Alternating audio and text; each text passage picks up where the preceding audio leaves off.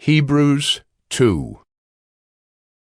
Therefore, we must pay much closer attention to what we have heard, lest we drift away from it. For since the message declared by angels proved to be reliable, and every transgression or disobedience received a just retribution, how shall we escape if we neglect such a great salvation?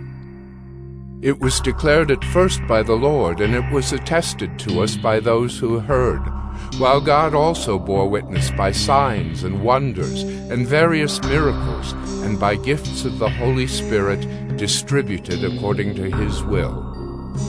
Now it was not to angels that God subjected the world to come, of which we are speaking. It has been testified somewhere, "What is man, that you are mindful of him, or the Son of Man, that you care for him?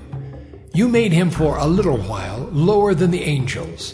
You have crowned him with glory and honor, putting everything in subjection under his feet." Now in putting everything in subjection to him, he left nothing outside his control. At present, we do not yet see everything in subjection to him, but we see him who for a little while was made lower than the angels, namely Jesus, crowned with glory and honor because of the suffering of death, so that by the grace of God he might taste death for everyone.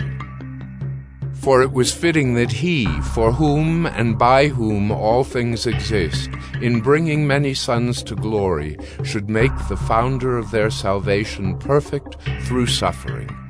For he who sanctifies and those who are sanctified all have one source. That is why he is not ashamed to call them brothers, saying, "I will tell of your name to my brothers. In the midst of the congregation I will sing your praise." And again, "I will put my trust in him." And again, "Behold, I and the children God has given me." Since therefore the children share in flesh and blood, he himself likewise partook of the same things, that through death he might destroy the one who has the power of death, that is, the devil, and deliver all those who through fear of death were subject to lifelong slavery. For surely it is not angels that he helps, but he helps the offspring of Abraham. Therefore he had to be made like his brothers in every respect, so that he might become a merciful and faithful high priest in the service of God, to make propitiation for the sins of the people. For because he himself has suffered when tempted, he is able to help those who are being tempted.